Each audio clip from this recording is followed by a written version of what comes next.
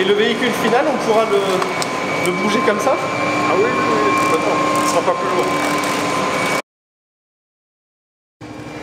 Dans le futur, ce seront des porte-papillons, ce sera assez sympa. Des porte-papillons. Et donc là, tu vas nous emmener faire un tour.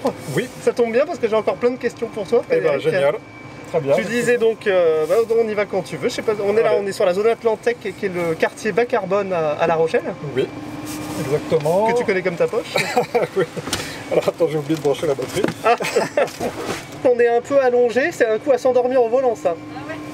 C'est la chaise longue, comme ça, si t'as pas bien fini ta nuit... Ah oui, est-ce que c'est le prototype qui permet de faire des siestes? Est-ce que c'est le véhicule qui permettra de faire des siestes aussi au volant? Un de ces jours, oui. Tu mettras ta destination. Alors non, toujours pas. Ah bah écoute, je t'ai survendu le truc. Là, oh là, ça y est, on est parti. Je sais pas ce qu'il y avait. Donc ah oui, alors je vais essayer de caler. Donc ça se conduit tout très à fait facilement. comme une voiture. Plus facilement qu'une voiture parce qu'il y a juste un accélérateur et un frein. Et un volant éventuellement. Et alors, c'est une sensation très curieuse. Pour le passager, c'est confortable, on est presque allongé, mais alors pour le conducteur? Pour le conducteur, c'est parfait. Je suis mieux que dans ma chaise longue. Ça a été pensé, ça, justement? J'ai une bonne visibilité. Ça a été pensé à la fois en termes d'ergonomie et de sécurité, parce que c'est la position qui est la plus favorable en cas d'accident, par exemple, où on est le mieux retenu. C'est aussi pensé pour réduire la traînée aérodynamique du véhicule. Et puis, à une hauteur d'assise qui n'est pas au ras du sol comme beaucoup de véhicules, mais qui est surélevée pour pouvoir permettre à toute personne, même à mobilité réduite, de monter dans le véhicule facilement. Et alors là, le prototype, on est entouré de polystyrène. À la fin, le matériel, c'est quoi? Le matériau, pardon, c'est quoi? Alors là, effectivement, pour la maquette, c'était assez commode de tailler dans la masse dans du polystyrène et économique et léger. Mais ça fonctionne hein, déjà. Hein. Et ça fonctionne très bien. On peut le dire. Mais ça préfigure le futur matériau qui sera un matériau apparenté à celui-là, mais avec des caractéristiques mécaniques beaucoup plus fortes. C'est ce qui est utilisé notamment pour faire des intérieurs de pare-chocs de voitures, de dossiers, de portières, ou plus courant, plus connu, peut-être pour des casques de VTT, d'articles de sport, qui sont faits pour protéger les occupants.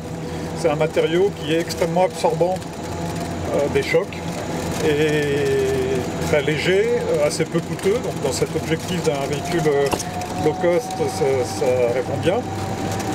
Et puis alors, ça fait jaser, hein, parce que les gens, quand on passe, ils nous regardent. Hein.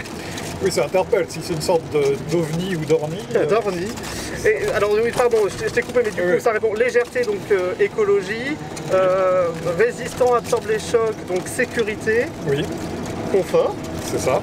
Parce que même sur du polystyrène, écoute, là, moi je trouve qu'on est pas mal. On est bien, complètement recyclable, très facile à mouler. Et voilà, c'est déjà pas mal, et très déclinable aussi si on veut personnaliser son véhicule. On peut très facilement avoir des choix de couleur ou d'aspect. Donc même pour un véhicule qui sera assez simplement réalisé et simplement conçu, il y a des déclinaisons possibles très larges. Alors on peut ajouter que toutes les pièces seront produites en France, localement ou régionalement. Qu'il est... Bon là sans les portières on prend un peu le vent hein, quand oui, même, hein, Frédéric, attention, hein, le virus ne circule pas. Ouais, j'ai pas oublié mon masque. Et le mieux c'est de l'essayer, ou en tout cas l'essayer c'est l'approuver j'espère, donc à toi le volant. Allez chiche. Allez. Je vais mettre ma ceinture quand même, hein, parce que... Alors l'accélérateur. Donc c'est le pied droit, et le frein pour l'instant est sous le pied gauche, dans le futur ce sera plus conventionnel. Alors je le vois pas le frein. Alors le frein c'est la grosse pédale qui est là. Ouais. Allez, alors on essaye. Ça fait peur hein. Et si tu appuies sur le frein ça coupe le moteur. Donc il faut... Et je surveille l'appareil. Ah super. Alors ça tourne dans un mouchoir de poche. Oui c'est vrai que c'est... Il faut faire des manœuvres très serrées. Ouais, c'est confortable et puis avec cette clim ambiante, là, on a vraiment l'impression d'être dehors. Oui c'est ça. Alors. Un habitacle qui sera entièrement fermé et une motorisation qui sera plus puissante que celle-ci. Là, on est vraiment sur une préfiguration. déjà on peut avoir de bonnes accélérations, ce qui est aussi un atout sécurité, au-delà de la sensation. Et la motorisation future sera 5 fois plus importante en termes de puissance que celle-ci. Attention freinage. Ah si, la toute dernière question Frédéric que je ne t'ai pas posée, qui est importante, c'est sur le véhicule, il est écrit 20 grammes de CO2 équivalent par kilomètre.